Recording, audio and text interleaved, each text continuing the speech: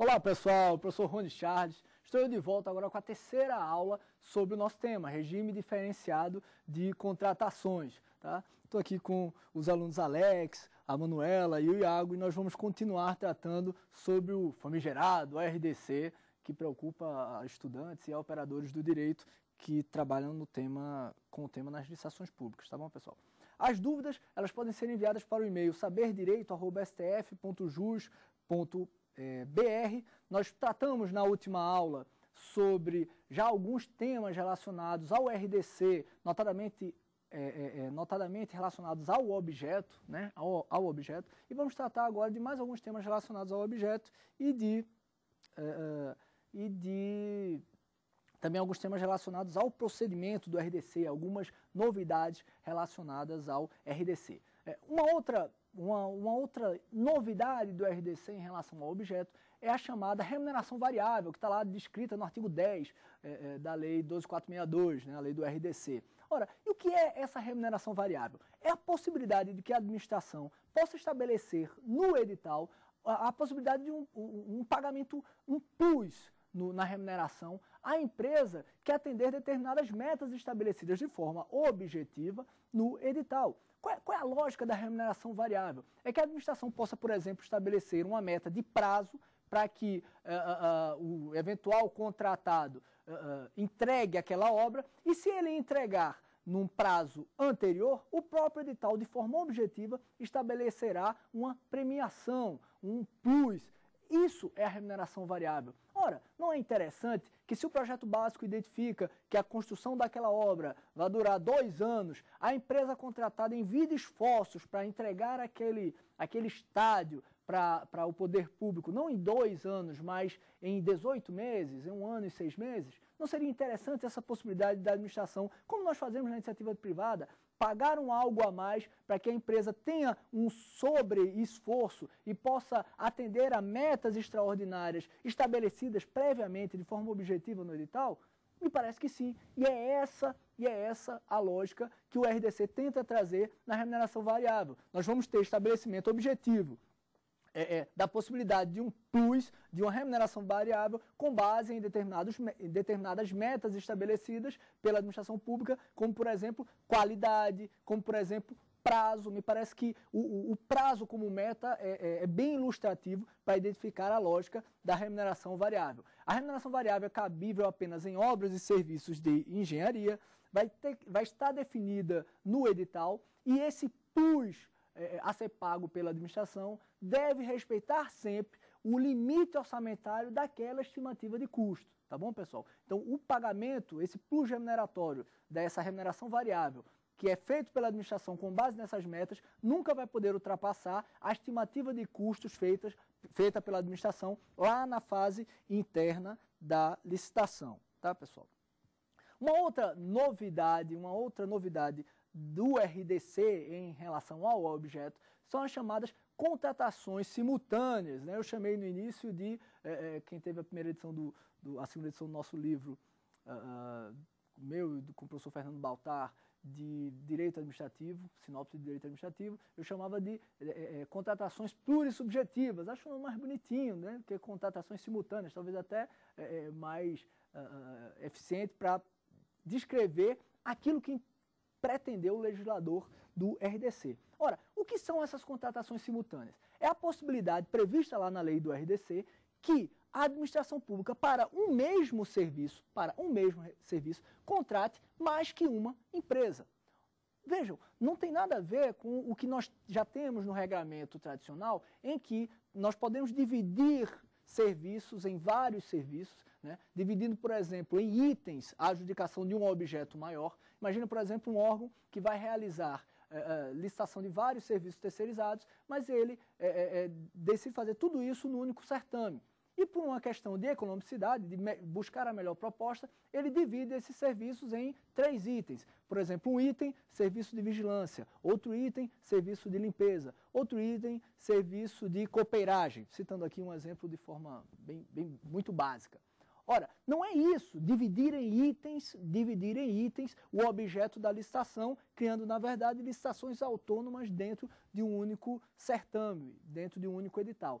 Aqui nós teremos um único serviço e esse serviço poderá ter mais de uma empresa contratada. Eu faço uma crítica apenas à redação do RDC, porque ele cria uma ressalva impedindo a contratação simultânea quando houver perda de economia de escala. E na maioria das situações de contratação de um serviço por mais de uma empresa, haverá perda de economia de escala, né? Obviamente, se eu divido aquele objeto da contratação entre duas empresas, para as empresas haverá perda de economia de escala e isso pode sim afetar alguma discussão, já que há uma vedação expressa para a utilização do RDC. Mas podemos imaginar algumas contratações simultâneas, alguns objetos que mesmo sob a contratação simultânea não teriam a princípio a perda de economia de escala. Por exemplo, a contratação de serviços de telefonia.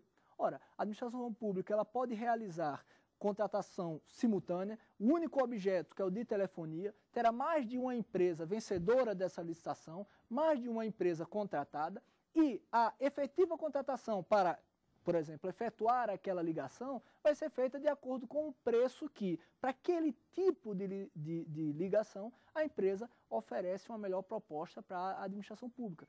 Vejam, para um único contrato de ligação, nós teríamos então mais de uma empresa contratada e a efetiva execução daquele serviço na situação concreta iria decorrer da melhor condição, do melhor preço ofertado pela empresa para aquela execução em específico. Podemos imaginar isso também para passagens aéreas.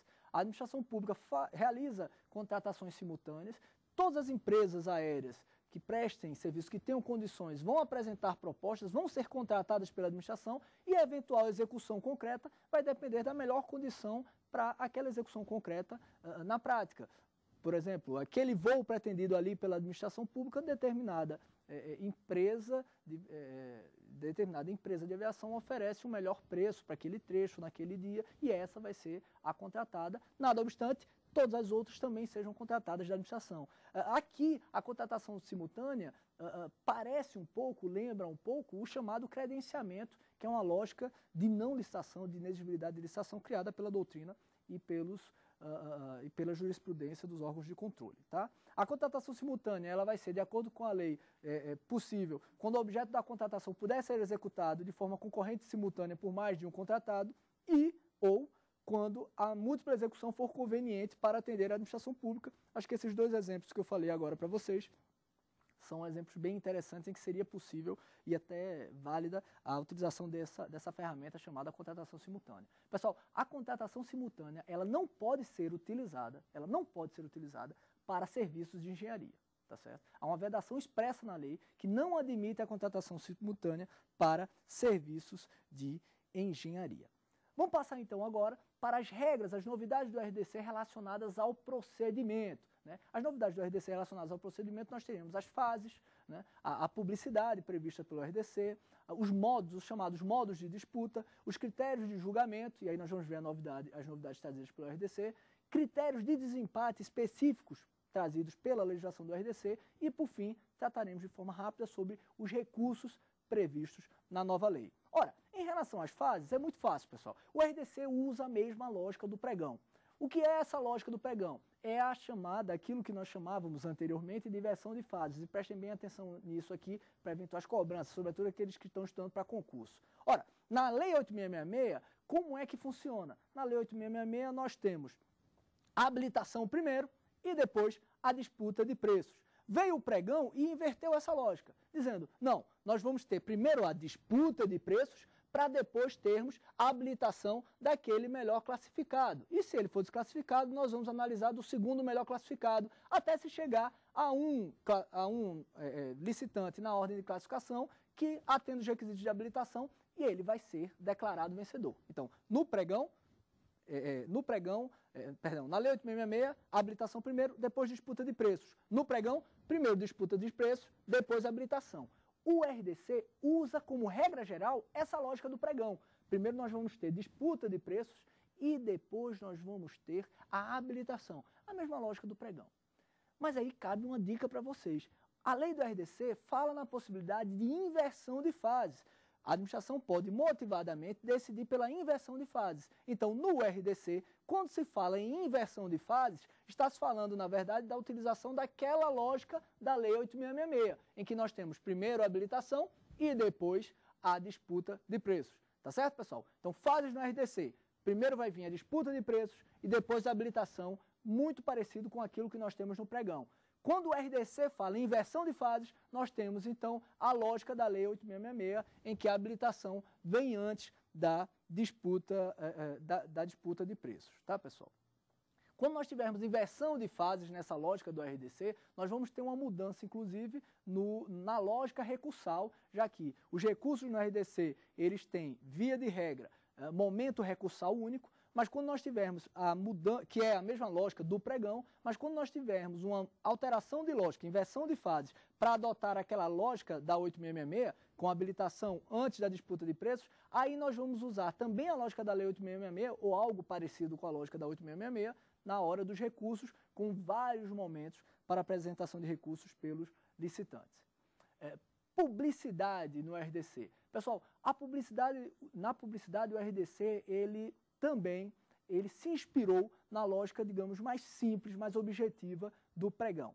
A publicidade no RDC, ela vai ocorrer de duas formas. Com a publicação no Diário Oficial, seja da União, seja do Estado, seja do município, seja do DF, ou do DF, quer dizer, do ente que realizar a licitação, e também com a publicação do edital na homepage, na internet, na página da internet daquele ente, a página oficial da internet daquele ente. Então nós temos a publicação pelo RDC no Diário Oficial e também na página, no site eletrônico, no sítio eletrônico, aportuguesando, no sítio eletrônico do ente licitante. E aí cabe uma observação interessante em relação à publicidade do RDC. E aí eu acho que a lei, inclusive, foi claudicante, poderia ter avançado mais nisso, percebendo que a internet é um instrumento de publicidade muito melhor que o Diário Oficial.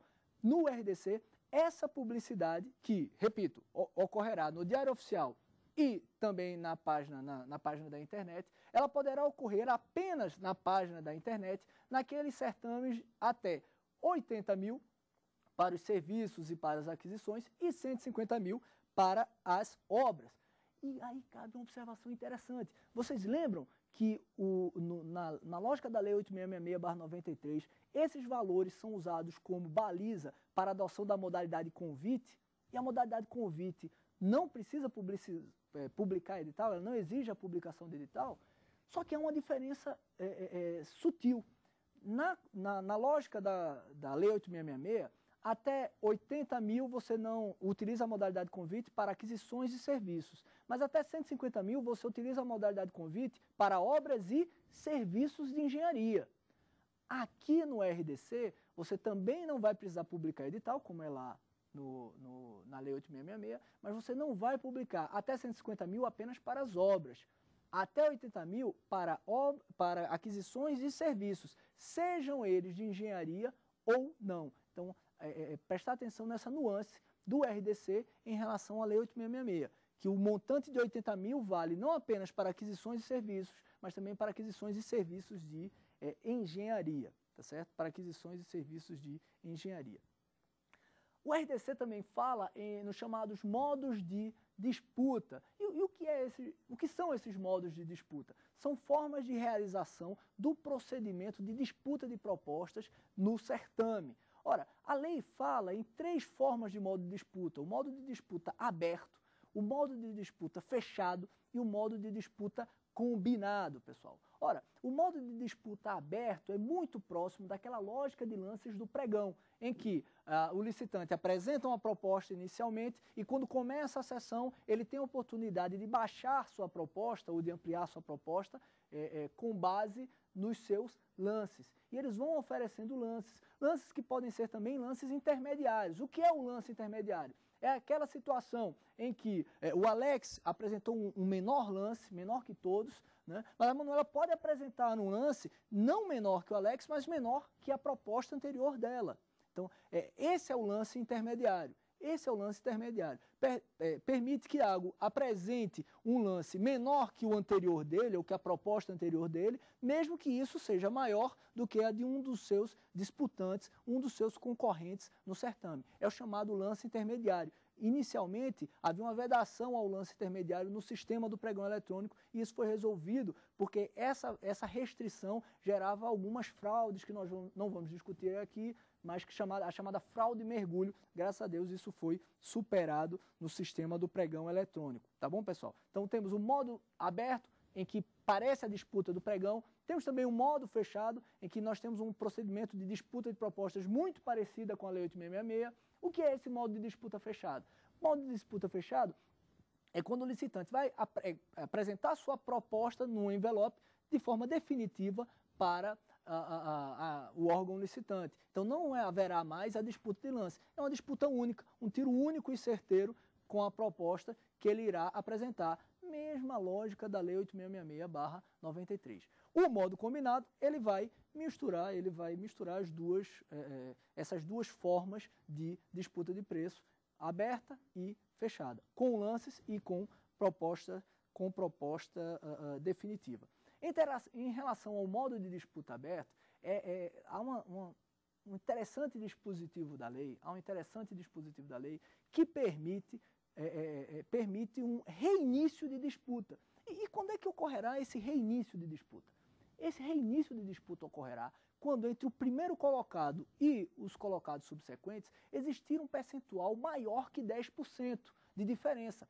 Nesse caso, após o fim do período randômico, após o fim do período para apresentação de lances, o órgão licitante, ele poderá reabrir a disputa entre o segundo colocado e os subsequentes para estabelecer a nova classificação entre eles. Ora, o primeiro colocado, aquele que já ganhou a disputa, ele fica com a sua primeira colocação resguardada. Agora, os demais, já que há uma diferença muito grande entre o primeiro colocado e o segundo colocado, os demais terão reaberta a sessão de disputa e isso pode gerar, inclusive, a mudança de classificação entre eles. Agora, embora a lei não deixe claro, é óbvio que nessa redisputa eles não poderão mais ultrapassar o primeiro colocado. Eles não poderão ultrapassar mais o primeiro colocado. Senão seria injusto, já que o primeiro colocado não tem oportunidade de participação desse reinício de disputa. Tá, pessoal? Então, importante lembrar dessa novidade do RDC, que é a possibilidade de reinício da disputa quando há uma diferença grande entre o primeiro colocado e o segundo colocado. Tá? Critérios de julgamento. Vocês estão vendo que a velocidade está rápida aqui. Critérios de julgamento no RDC. O RDC repete alguns critérios de julgamento que chamavam os tipos de licitação lá na Lei 8666 e traz também algumas novidades. Por exemplo, o RDC fala no menor preço. Nós já temos o tipo de licitação menor preço lá na Lei 8666/93 no pregão. O RDC fala também no tipo maior desconto. O maior desconto, na verdade, foi uma criação da prática administrativa aceita pelo Tribunal de Contas da União, em que a administração, ao invés de lançar uma disputa com base no menor preço, ela apresenta uma tabela, uma estimativa de preço para as empresas licitantes, e as empresas licitantes vão apresentar sua proposta com base num desconto em cima daquela tabela. Uma lógica muito interessante, muito oportuna, ágil, facilita a identificação da execuibilidade da proposta pela administração em relação aos itens da planilha. Então, é um outro critério de busca, de julgamento da melhor proposta, o maior desconto. A administração apresenta uma tabela já com estimativa dos custos que ela identificou na pesquisa de mercado, e a empresa apresenta o percentual de desconto que irá incidir sobre essa tabela. No RDC, há uma previsão expressa que estabelece a necessidade de que esse desconto seja imposto de forma linear.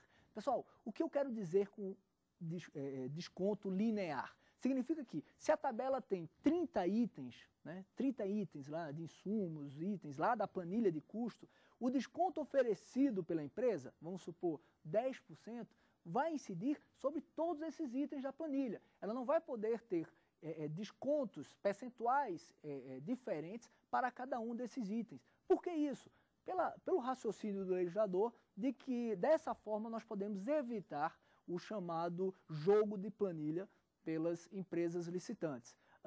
é bom ressaltar, é bom fazer uma ressalva que nós podemos identificar alguns acórdãos do Tribunal de Contas da União que, em relação ao modelo tradicional da 8666, expressamente fizeram críticas à adoção desse desconto linear por um raciocínio interessante desenvolvido pelos relatores nos referidos acordos. Eu posso citar, por exemplo, o acordo 2068 de 2011 e o acordo 4775 de 2011, também do TCU, o primeiro do plenário, o segundo da primeira Câmara. O fato é que o legislador, no caso do RDC, expressamente optou pela utilização do desconto linear, e aí a empresa ela terá que equalizar para os seus custos, né, naqueles insumos que ela consegue adquirir um menor preço, ela terá que equalizar isso para a escolha do percentual único a incidir sobre aquela tabela. Nós temos também o critério de julgamento técnico e preço. Pessoal, esse aqui é inspirado e vocacionado, melhor dizendo, para aquelas contratações complexas em que a administração pública, além de todas aquelas exigências já possíveis hoje no RDC,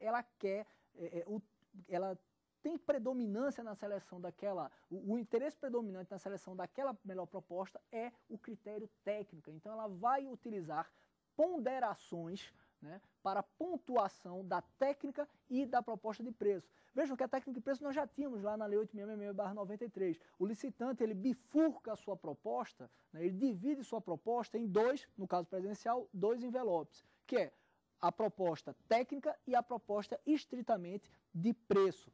No caso da técnica e preço, o edital vai estabelecer pontuação para critérios de técnica e pontuação para o escalonamento, para os critérios de preço. E é com base nessa pontuação que nós vamos chegar a um licitante vencedor.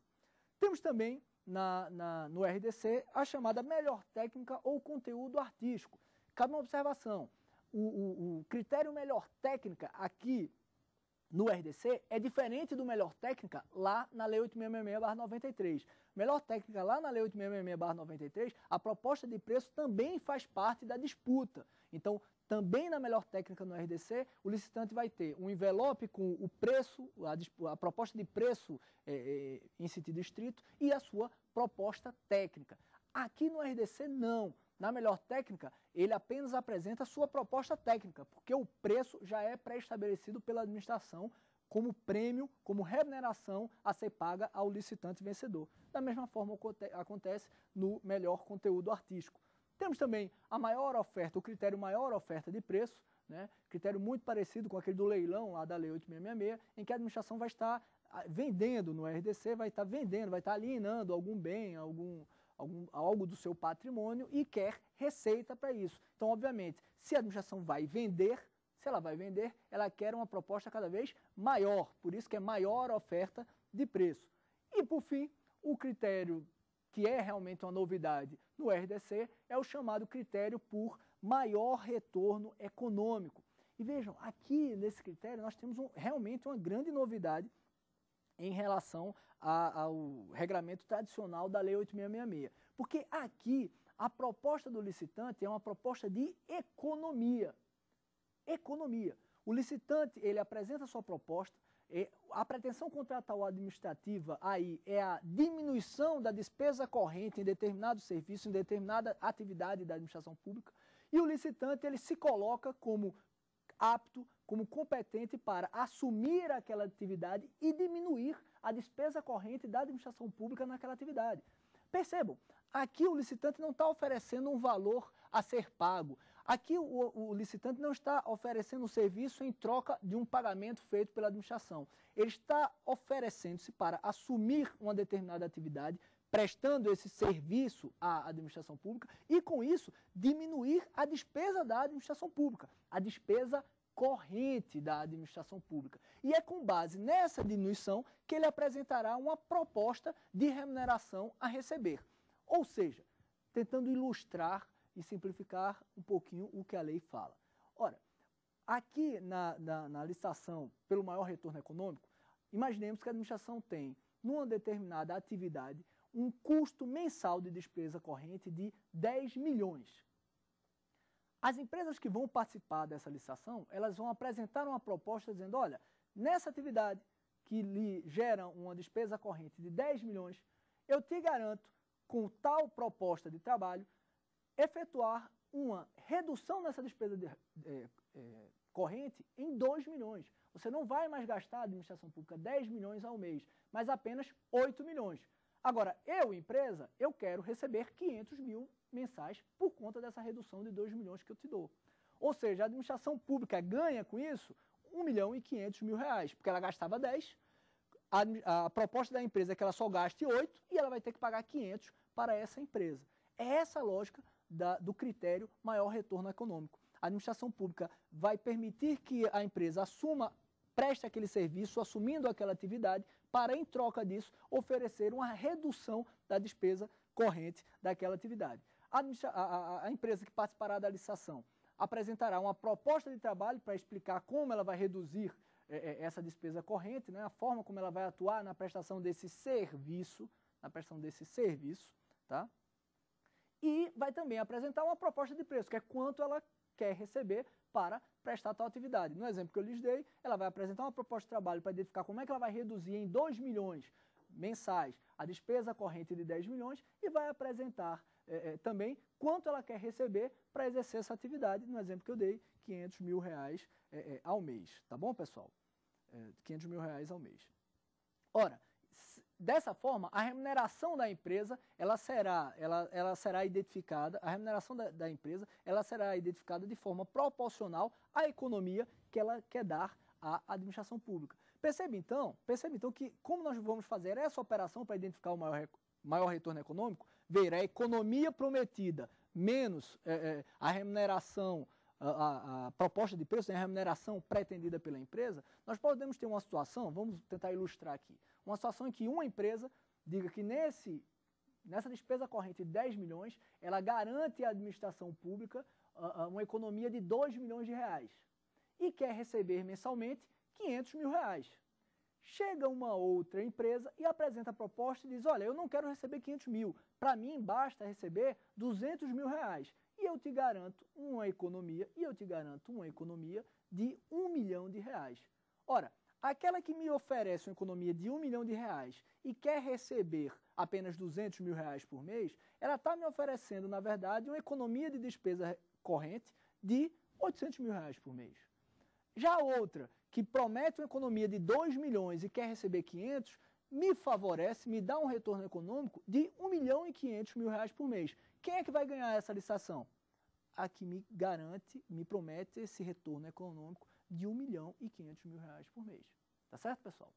Qual é a dificuldade que eu vejo na prática, na execução desse critério maior retorno econômico? É que há uma dificuldade enorme entre o prometer e o realizar. Pessoal, vejam, essa talvez seja a maior dificuldade de você implementar na prática o maior retorno econômico. Mas o legislador já estabeleceu algumas regras de controle para evitar certa irresponsabilidade da empresa na apresentação de suas propostas.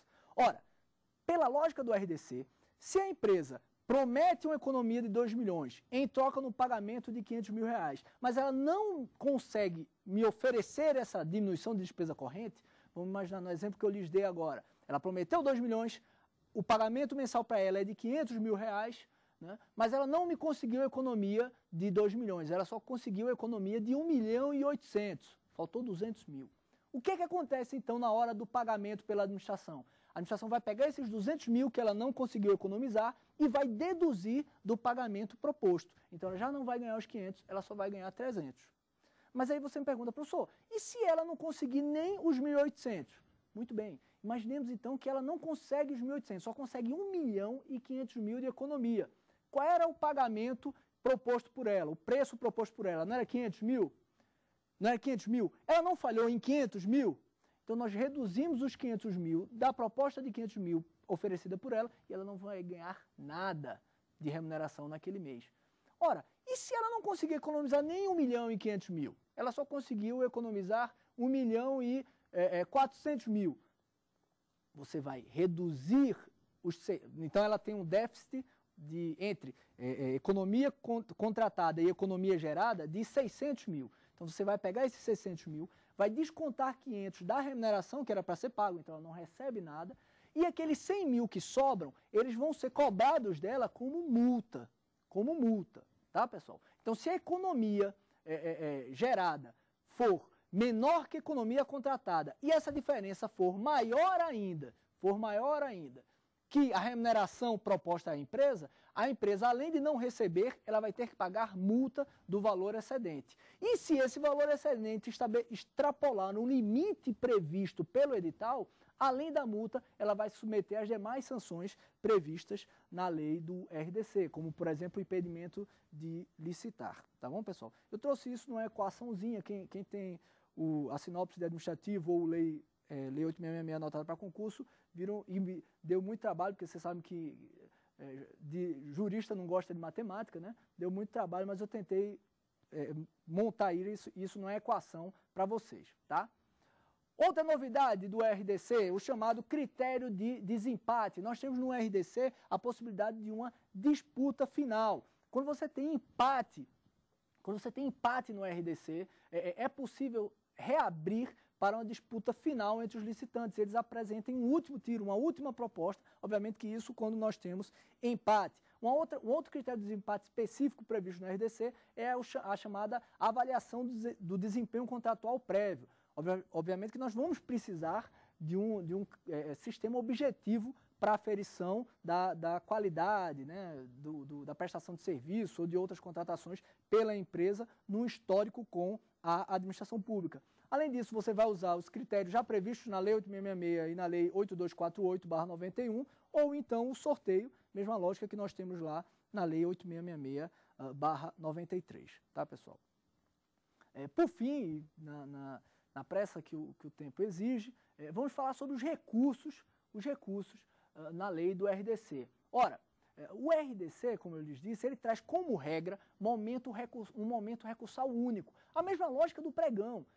Lógica muito inteligente. Mesmo que a empresa tenha um fato recorrível, né, uma irresignação em relação a um fato praticado no início do certame, ali, no caso do pregão, após a declaração do vencedor, ela vai poder apresentar essa irresignação, essa sua insatisfação para julgamento pela autoridade competente. O RDC traz essa mesma lógica como regra geral, momento recursal único, inteligente, para não burocratizar tanto o procedimento licitatório que precisa ser célere.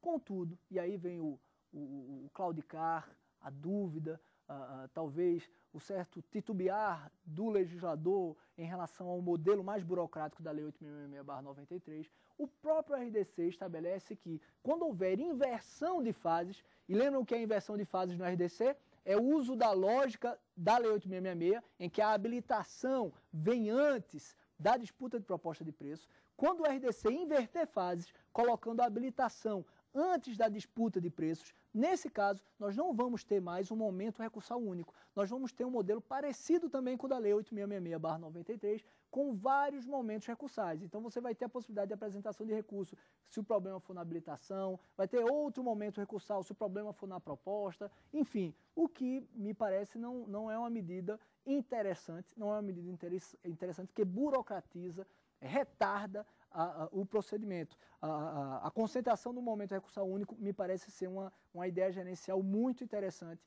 para a lógica das licitações públicas.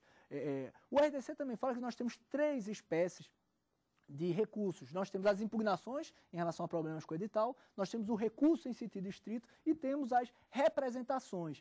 E aqui o RDC caiu no mesmo erro da Lei 8666/93. Né? A Lei 8666/93 fala em 3 recursos, né? A reconsideração, o recurso em sentido estrito e a representação. E após falar dos objetos passíveis de recurso em sentido estrito e reconsideração, ela cria um devaneio burocrático de dizer, olha, se tiver alguma outra coisa que eu me esqueci, você pode recorrer com a representação.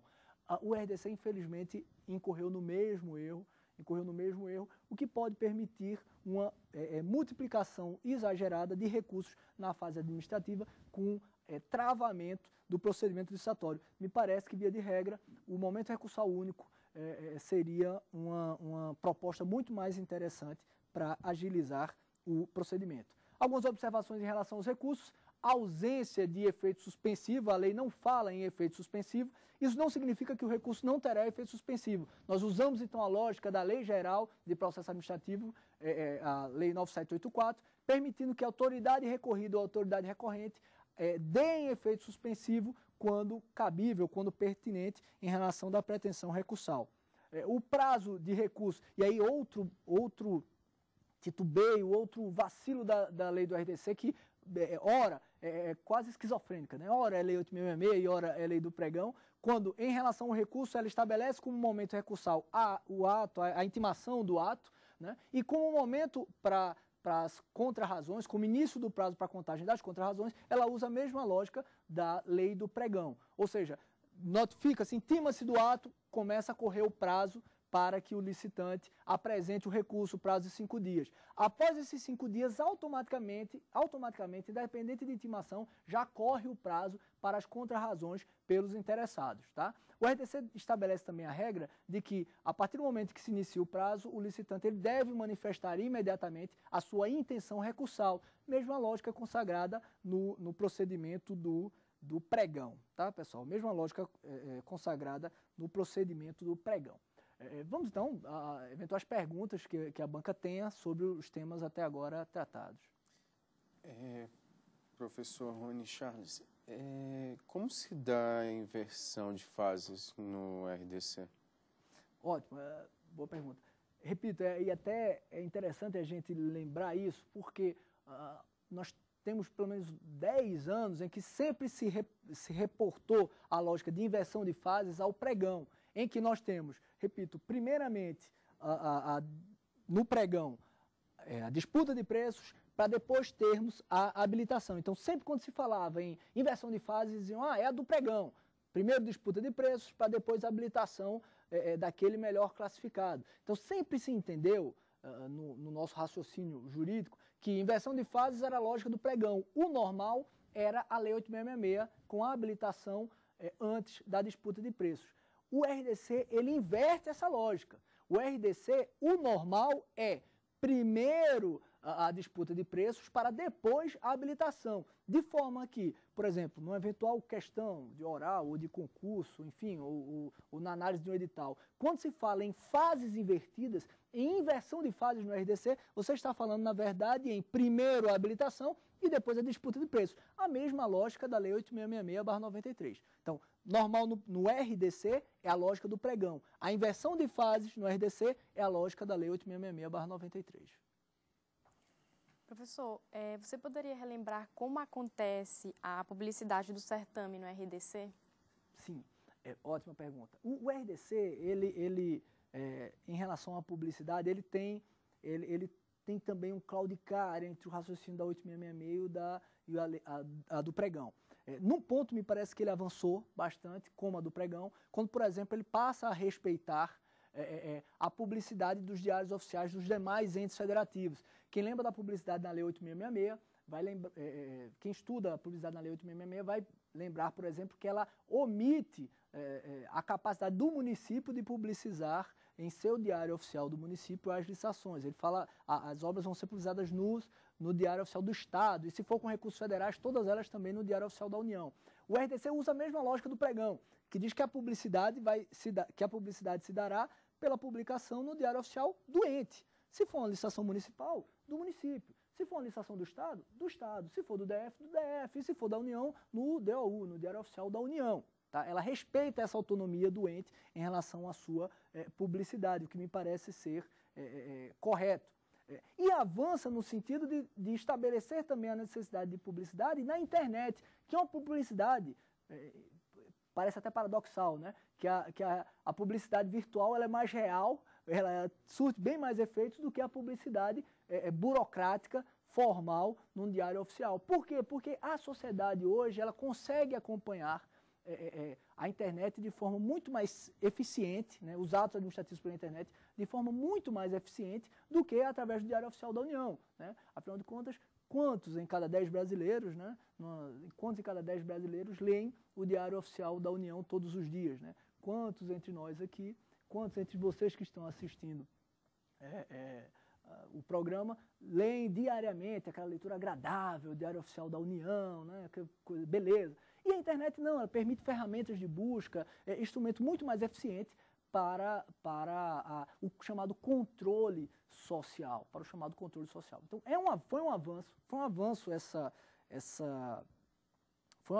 essa decisão da lei do RDC de estabelecer primeiro, respeitar a autonomia do município em relação à publicidade e também permitir e estabelecer a obrigatoriedade de que essa publicidade se dê no ambiente virtual, no ambiente da internet, né? Um outro passo, e aí esse me parece foi o claudicar do RDC, é que ele complicou um pouquinho em relação aos prazos recursais. Uma coisa interessante do pregão é que ele estabeleceu um prazo de publicidade único, perdão, prazo recursal não, prazo de publicidade. Prazo de publicidade único, 8 dias, tal, tranquilo.